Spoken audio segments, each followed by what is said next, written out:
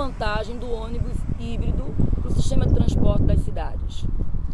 O veículo híbrido, ele tem diversas vantagens, principalmente o apelo ambiental, onde hoje em dia a gente fala muito de tecnologias verdes, tecnologias que preservam o ambiente. Então, a grande vantagem do veículo híbrido Volvo é a redução monstruosa que existe de poluentes, de CO2, NOx, que é cancerígeno. Então a gente tem diversos argumentos ambientais, que hoje em dia em uma grande cidade você tem essa necessidade. Você tem cidades como São Paulo, como Santiago, onde a poluição não se dissipa. Então você precisa ter uma redução de emissão. E os veículos diesel, os veículos do transporte público, são responsáveis hoje por grande parte da poluição dos grandes centros.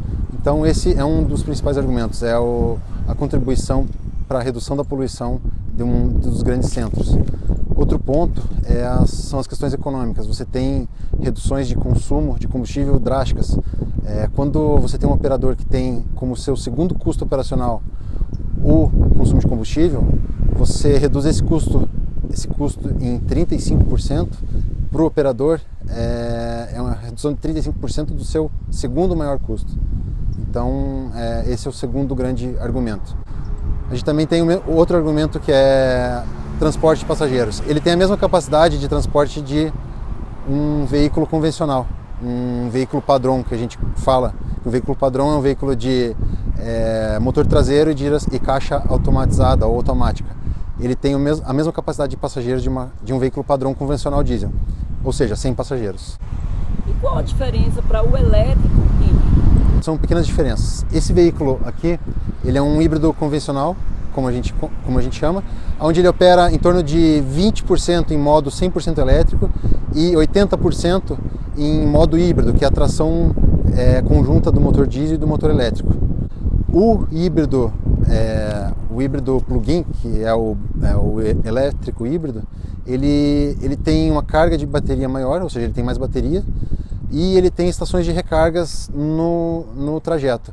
Por exemplo, em algumas estações, não precisa ser em todas, ele tem estações de passageiros, ele tem uma estação de recarga. Então ele faz uma carga de oportunidade. Então ele parou na estação, ele abastece, quando os passageiros subiram, ele para de abastecer a energia elétrica e volta a operar. Isso faz com que ele opere 75% em modo elétrico e 25% em modo híbrido, que é a tração conjunta do elétrico mais o diesel.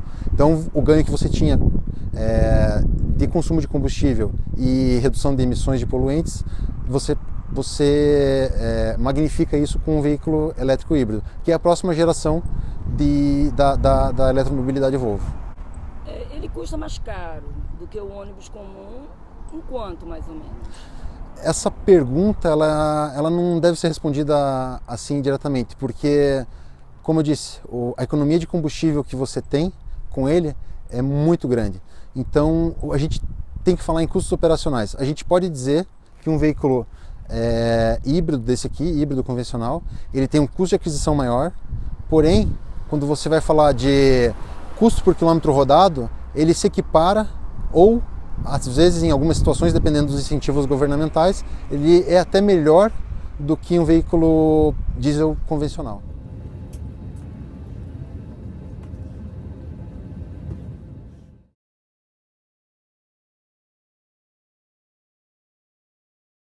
Vocês estão se preparando para testar o elétrico híbrido aqui em Curitiba. Qual é a proposta?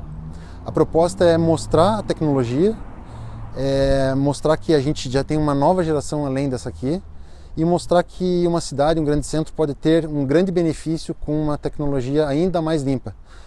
Outro benefício do elétrico híbrido é o zoneamento. Por exemplo, através da telemática Volvo, esse veículo, essa nova geração, você vai poder dizer onde ele pode operar só em elétrico ou não. Por exemplo, numa zona perto de um hospital, você pode automaticamente fazer com que ele reduza a velocidade, ele chega até uma velocidade limitada, 30 por hora, 20 por hora, sem a operação em modo com o motor diesel operando. Então você passa no hospital de forma silenciosa e devagar, sem a menor intervenção do motorista.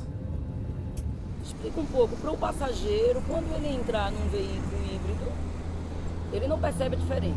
Ele percebe a diferença na falta do ruído, na falta do veículo, o veículo ele não treme como um veículo convencional, então ele vai perceber que é um veículo diferenciado pelo conforto, mas ele não percebe nada de diferente. A carroceria é exatamente igual a um veículo convencional. Ao contrário de algumas tecnologias que vêm para cá, tecnologias 100% elétricas, ele não tem acréscimo de peso, então ele não tem aquelas baterias todas no salão de passageiros como algumas tecnologias concorrentes têm. Explica pra gente como se dá essa questão da retroalimentação, né? Da recarga do próprio ônibus em movimento. Essa é uma vantagem do veículo híbrido Volvo. Quando você frena ele, você desacelera o veículo, o motor, que é um motor gerador como é chamado, ele deixa de consumir energia elétrica da bateria e passa a produzir energia elétrica para a bateria. Então, enquanto ele está numa descida, ele recebe um sinal e o motor passa a ser um gerador e recarrega a bateria. Qual que é a vantagem? Não precisa conectar na bateria 9, 10 horas para carregar um veículo. Então ele opera, ele tem a mesma disponibilidade de um veículo diesel convencional, porque ele não precisa ficar parado recarregando.